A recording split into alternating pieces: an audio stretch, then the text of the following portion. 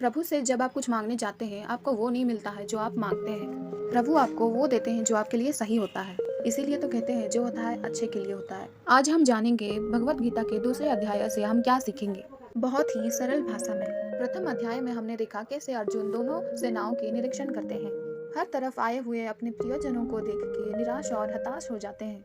अपना धनुष छोड़ करके पीछे जाके रथ में बैठ जाते हैं और अपने प्रियजनों के प्रति मोह में भावुक होकर कृष्ण से युद्ध ना होने की बात करते हैं। इससे पहले कि आप श्रीमद् भगवत गीता के दूसरे अध्याय में खो जाएं, इस चैनल को सब्सक्राइब कर लें, क्योंकि हम ऐसे ही प्रेरणादायक और ज्ञानवर्धक वीडियोस लाते रहते हैं। श्रीमद् भगवत गीता के दूसरे अध्याय से हमें इमोशनल स्टेबिलिटी, आत्मा, मृत्यु और पुनर्जन्म के बारे में सीखने को मिलता है, और गुस्से के सबसे बड़ा कारण और उसका निवारण क्या है, कैसे आप किसी भी परिस्थिति में खुश रह सकते हो, यह भी आपको सीखने को मिलेगा। तो चलिए विस्तार से जानते हैं श्रीमद् भगवत गीता के दूसरे अध्याय की सीख को। श्रीमद् भगवत गीता अध्याय 2 सांख्य योग या गीता का सार। इस अध्याय का शुरुआत होती है जब धनुर्धर अर्जुन शोक कर रहे होते हैं कि अगर मैं युद्ध करूंगा तो मुझे पाप लगेगा। अपनों को मार करके कैसे सुख प्राप्त हो सकता है। वाकई में आप अगर समझे तो अर्जुन को कौरवों को मारने में आपत्ति नहीं थी। उनको जो अपने आंखों के सामने बुजुर्ग दिखाई दे, जिनमें पितामह भीष्म थे, वो बुजुर्ग जिनमें आचार्य द्रोण थे, आचार्य कृपाचार्य थे, उनको मारने में अर्जुन को लग रहा था कि ये बड़ा मुश्किल होने वाला है। बुजुर्गों को कैसे मारा जा सकता है, कैसे इस युद्ध में आगे जाया जा सकता है, ऐसे बहुत सारे आशंकाएं जो थी, अर्जुन उनका सहारा लेने लगा। तो क्या अर्जुन घबरा चुके थे?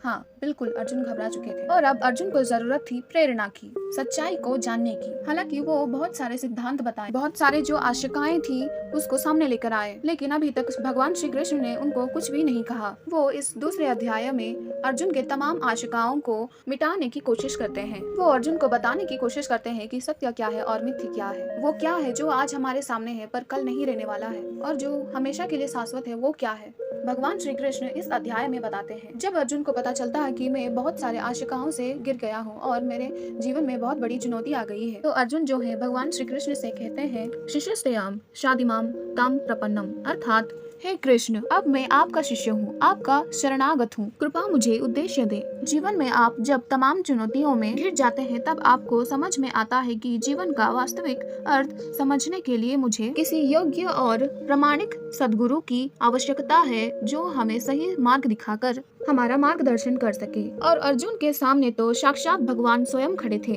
अर्जुन अब तक जिन श्री कृष्ण को अपने केवल सखा मान रहे थे और उनके सामने युद्ध न लड़ने के लिए तरह तरह की आशंकाएं और तर्क प्रस्तुत कर रहे थे, वह श्री कृष्ण को अपना गुरु स्वीकार करके स्वयं को उनका शिष्य मान लेते हैं और स्वयं को पूरी तरह से श्री कृष्ण की शरण में सौंप करके उनसे आग्रह करते हैं कि हे कृष्ण, मैं सही और गलत को नहीं समझ पा रहा हूँ, इसलिए मैं आपके शरणागत हूँ, मेरा मार्गदर्शन करें। श्री कृष्ण मुस्कुराह कर अर्जुन के ओर देखने लगे। भला कोई इंसान उनसे हृदय से कुछ मांगे और वे दे ही ना, ऐसा भी हो सकता है क्या? और यहीं से शुरू होता है भगवत गीता का वो दिव्य ज्ञान जो आपको भी अर्जुन की तरह ही ध्यान से सुनना और समझना चाहिए। श्री कृष्ण कहते हैं, हे अर्जुन, यह तुम्हें अचानक क्या हो गया है? तुम जैसे योद्धा को किसी दूसरे की मृत्यु को लेकर डरना नहीं चाहिए, और वैसे भी तुम्हें क्या लग रहा है यह लोग तुम्हारे मारने से मर जाएंगे और तुम ही इनको मारोगे? इन सब लोगों का और तुम्हारा भी पिछला जन्म भी था और अगला जन्म भी होगा, इसलिए जैसा तुम सोचकर दुखी हो रहे हो वह ज्ञान तुम्हारा अधूरा है। और रही बात इनकी मृत्यु का पाप तुम्हें लगने की, तो यह समझ लो, इनको मारने वाला तुम नहीं बल्कि मैं हूँ। तुम तो उनकी मृत्यु का सिर्फ एक कारण मात्र हो, और यह लोग मरने के बाद मेरे ही पास आएंगे, क्योंकि यह लोग यह शरीर नहीं है बल्कि आत्मा है, और आत्मा को किसी भी तरह से नष्ट नहीं किया जा सकता है। आत्मा तो अगले जन्म के लिए शरीर को उसी तरह से छोड़ देते हैं जिस तरह से तुम अपने पुराने वस्त्र बदल कर नए वस्त्र पहन लेते हो। आत्मा ना तो कभी मरती है और ना ही उसे कभी मारा जा सकता है। नैनम छिन्दन्ति शस्त्राणि नैनम दहति पावकाः न चैन बले दंत आपो न शोषयति मारुतः। अर्थात इस आत्मा को ना तो कभी किसी शस्त्र द्वारा खंड खंड किया जा सकता है, ना अग्नि द्वारा जलाया जा सकता है, ना जल द्वारा भिगोया जा सकता है, और ना ही वायु द्वारा सुखाया जा सकता है। आत्मा तो बार बार नया जन्म लेकर हर बार नई शरीर धारण करती रहती है, यही प्रकृति का चक्र है। हे अर्जुन, जन्म देने वाला और मारने वाला मैं ही हूँ। अब यह बताओ, क्या तुम किसी मरे हुए प्राणी को जीवित कर सकते हो? अगर तुम मरे हुए को जीवन नहीं दे सकते तो जीवित को भी मार नहीं सकते, क्योंकि जीवन देने वाला भी मैं ही हूँ और मारने वाला भी मैं ही हूँ। और इनकी मृत्यु मैंने तुम्हारे हाथों लिखी है। जब प्रकृति ऐसे ही चलती है तो भला तुम इसके जिम्मेदार कैसे हुए? हे अर्जुन, जिस क्षत्रिय को जीवन में युद्ध करने का अवसर प्राप्त होता है वह न केवल भाग्यशाली है बल्कि उसका तो धर्म और कर्म ही युद्ध करना है। और अगर तुमने युद्ध नहीं किया तो इसका मतलब यह होगा कि तुमने अपने धर्म और कर्म अच्छी तरह नहीं निभाया और इसलिए तुम्हारे नाम के साथ कलंक जुट जाएगा और तुम्हारे जैसे योद्धा के लिए तो कलंक उसकी मृत्यु से भी बड़ा होता है। जो लोग तुम्हें बहुत सम्मान दिया करते थे वही लोग तुम्हारे बहुत बुराइयां करेंगे, तुम्हारे उपहास करेंगे, तुम्हारी वीरता पर सवाल उठाएंगे। इसलिए अर्जुन, तुम सुख दुख और लाभ हानि को छोड़कर अपने विचारों को स्थिर करो और युद्ध के लिए धनुष उठाओ, जिससे या तो तुम युद्ध में मारा जाकर मेरी ही शरण में आ जाओगे या फिर विजेता बनकर धरती पर ही सुख भोगोगे। हे अर्जुन, तुमने आज तक जितना भी सीखा है वह मेरे इस दिव्य ज्ञान के आगे बहुत छोटा है। कर्मणोऽधिकारस्ते मा फलेषु कदाचन मा कर्म हेतु भर्मा ते संगो कर्मणि।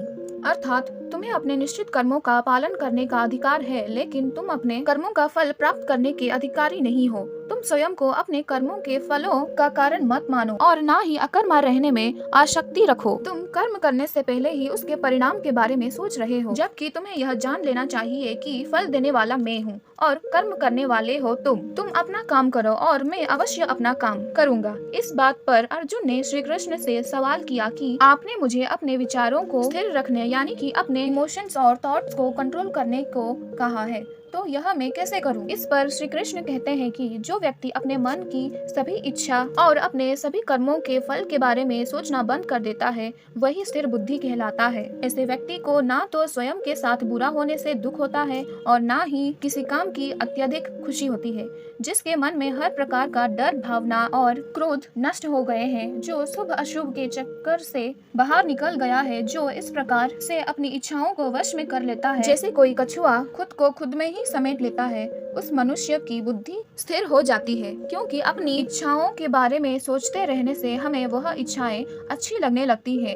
इच्छाएं अच्छी लगने लगती है तो फिर उन इच्छाओं को पूरा करने का मन करता है, परंतु जब उन इच्छाओं को पूरा करने में कोई रुकावट आती है तो फिर हमें क्रोध आता है और क्रोध आने पर इंसान पागल हो जाता है और फिर वह अपना कर्म और धर्म भूलकर स्वयं ही अपनी स्थिति से नीचे गिर जाता है। परंतु अगर कोई अपनी इच्छाओं को वश में कर लेता है और उनका गुलाम नहीं होता तो उसका अंतर्मन शुद्ध रहता है और उसके दुखों का अंत हो जाता है और जब उसके सब दुख ही समाप्त हो जाते हैं तो उसकी बुद्धि स्थिर हो जाती है। परंतु जिसकी इच्छाएं और कामनाएं उसके मन से नहीं जाती वे मनुष्य कभी शांति नहीं पाता और जब शांति ही नहीं पाएगा तो वह खुश कैसे रहेगा? भला उसकी हालत तो उस नाव की तरह होती है जिसको उसकी इच्छाओं की हवा किसी भी दिशा में बहा करके ले जा सकता है। स्थिर बुद्धि वाला प्राणी तो उस समुद्र की तरह है जिसमें चाहे कितने भी नदियां आकर मिले फिर भी कोई फर्क नहीं पड़ता और उस तरह का स्थिर बुद्धि वाला प्राणी मृत्यु के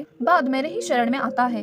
दोस्तों, आप में से बहुत सारे लोग होंगे जो अपने प्रियजनों को खो देते हैं और आज तक आप लोगों में से जितने भी अपने किसी प्रियजन को मृत्यु के द्वारा इस संसार से नहीं खोया उसको भी यह जान लेना चाहिए कि उनकी जिंदगी में भी उनके किसी सबसे प्रिय यहाँ तक कि खुद उनकी भी मृत्यु एक दिन जरूर होगी। लेकिन इससे उदास होने की कोई बात नहीं है, क्योंकि खुद भगवान ने कहा है कि हम अपने जन्म से पहले भी इस दुनिया में नहीं थे और मृत्यु के बाद भी नहीं रहेंगे, लेकिन उस समय हम किसी न किसी रूप में से इस ब्रह्मांड में जरूर रहेंगे और इसलिए हमें मौत से नहीं डरना चाहिए, क्योंकि या तो हमारा पुनर्जन्म होगा या फिर हम परमात्मा में हमेशा के लिए मिल जाएंगे। और जब सब लोग आखिर में एक ही जगह मिल जाएंगे तो फिर क्या भावुक होना। और यही प्रकृति का नियम है। सिर्फ यह शरीर मात्र नहीं है जो हम डरने की जरूरत हो, हम आत्मा है और उस परमात्मा का ही अंश है जिसको हम भगवान, अगर हमें बनाने वाले भगवान हैं तो फिर हमें उनसे ही मिलने का प्रयत्न करना चाहिए। यह दुनिया तो मात्र उस ईश्वर का एक माया जाल है।